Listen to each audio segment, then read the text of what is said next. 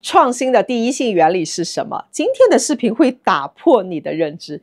如果我说汽车是中国人发明的，你一定会觉得我在胡说八道。但是世界上第一辆汽车确实是诞生在中国，不过这是给康熙皇帝造的玩具。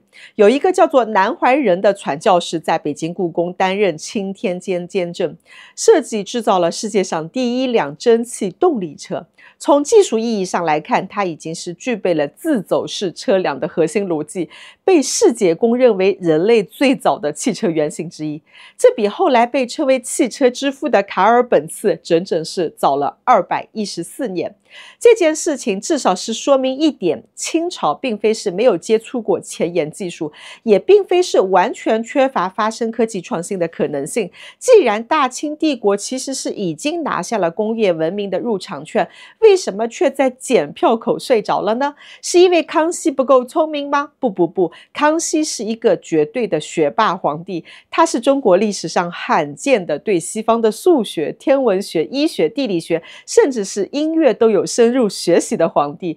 他还系统的学习几何、代数，还有天文仪器的使用，甚至是包括解剖学。你不信，他有一本书叫做《康熙几侠格物编》，你瞧，作者是爱新觉罗玄烨。他还主导了用西方测绘法绘制了第一部中国的科学全国地图《黄鱼全览图》，这是一项了不起的科学工程啊！你瞧，这个时候朝鲜半岛也是属于大清的。从个人角度来看，康熙是一位勤奋的、聪明的科学爱好者，甚至是专家。那为什么大清没有发生自上而下的工业革命呢？有人说是制度，也有人说是教育，都没有错。但是这些都不在我们今天的讨论范围。我们今天思考的是，为什么工业革命在英国发生的？我在前面的视频讲过，英国的工业革命的成功根本是跟它的露天煤炭是有关系的，而同样制度领先的荷兰，因为没有优质的煤炭，错失了工业革命的爆发。但是除了煤炭，还有一个底层的原理，工业革命的本质是用资本替代劳动力。这是我们今天要讲的烧脑指数是5颗星。什么叫做资本替代劳动力？翻译成朴素的语言就是，英国当时劳动力太昂贵了，资本家用不起工人。为什么昂贵？因为300年来，英国人经历了一场漫长的劳动力稀缺史。第一是黑死病带来的，虽然那个是14世纪的事情，但是它彻底改写了英国的社会底色。黑死病横扫欧洲，英国人口直接腰斩，幸存的农民瞬间就成了香饽饽。为了留住人，地主就不得不废除农奴制，开始付工资了。这场瘟疫虽然是过去了，但是它在大不列颠的土地上是种植了一个基因：人很贵，是有尊严的。这种议价权就一直延续到了工业革命的前夜。第二是圈地运动把生存的成本给拉高了。16、17世纪的羊毛价格是暴涨，地主们把农民就赶出了农田，拉起了围墙养羊了。这些失去土地的农民被迫涌进了曼彻斯特和伦敦。在乡下，他们有自家的土豆和篱笆墙，活下去是很容易的，但是在城里呼吸一口空气都是要钱的。为了不让这些工人饿死在街头，资本家必须支付覆盖房租和昂贵物价的工资，这就形成了一个悖论：城市化虽然是增加了劳动力的供应，却是因为推高生存的成本，反而是拉高了工资的底价。第三是大航海时代，最身强力壮的男人都被拉去了当水手、当海盗，去殖民地淘金了。本土工厂面对的是一个极其尴尬的局面，最能干的人出海了。如果你想雇一个工人老老实实的守在纺织机前面，你出的薪水如果不比去东印度公司冒险更高，那谁会理你呢？所以你瞧，这3个历史节点就连在了一起，把英国推上了一条绝路。脚底下是煤炭便宜的像土，眼前的工人却贵得像金。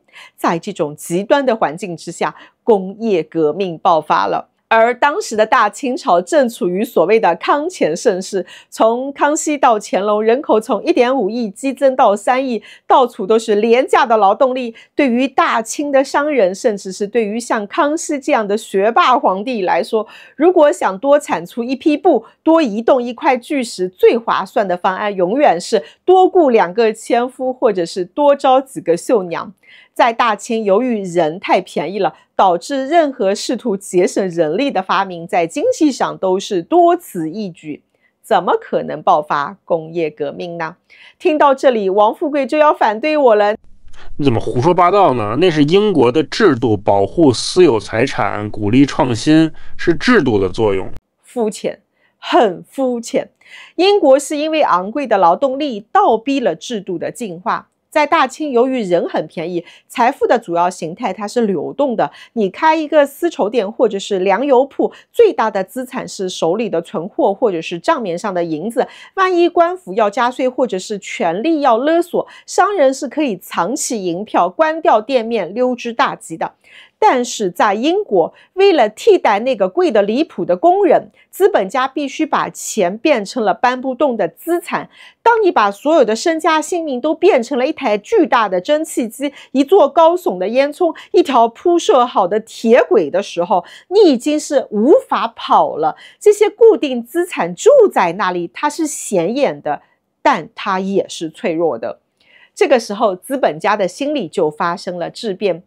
我投了这台机器，如果国王说这个烟囱影响了我皇家猎场的风水要拆迁，或者说是直接宣布机器收归国有，那我不仅要亏本，我还要倾家荡产呢。昂贵的机器逼着资本家必须去寻找一种能够对抗权力任性的长效机制。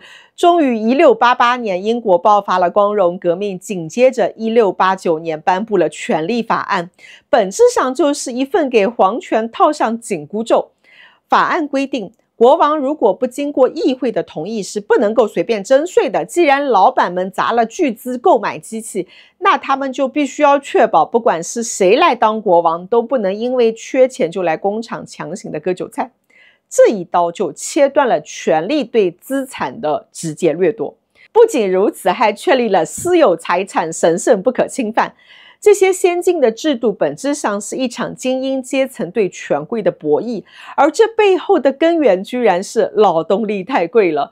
所以你瞧，优秀的制度从来不是圣人拍脑门想出来的，而是被成本逼出来的。因为人太便宜了，权力就不需要向资本妥协，因为不需要妥协，制度就不需要转型。康熙即便是学富五车，他也只需要用皇恩浩荡来管理奴仆，而不需要用法治来对待他的子民。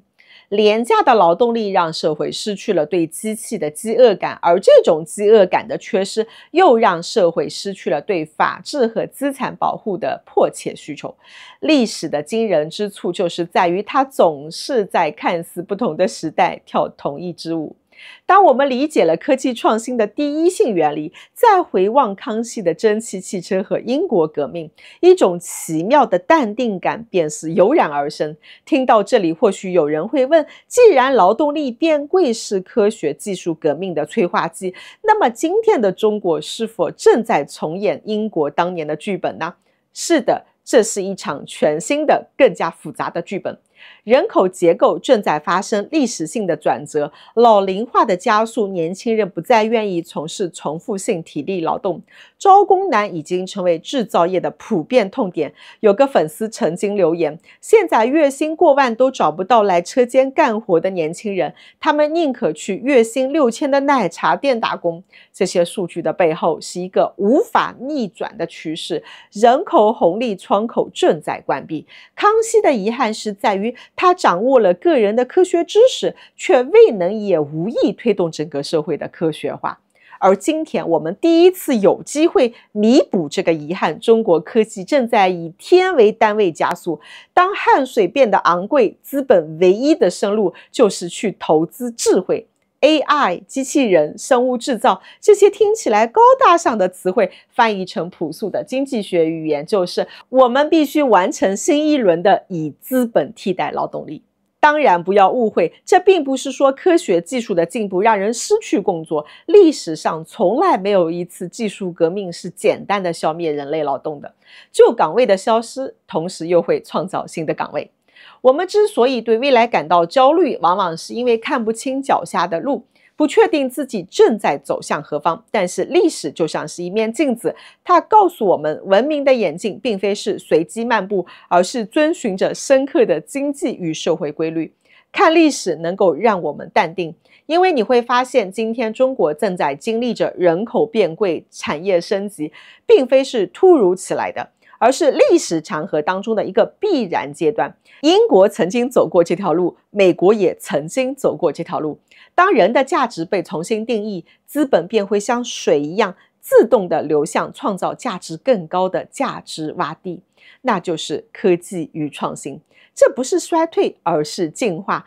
每一次人变贵，都是社会向更高文明形态跃迁的号角。它倒逼出的不仅是更加先进的机器，而是更加公平的规则、更加透明的环境，以及更加尊重个体的社会契约。好了，我说完了，再见。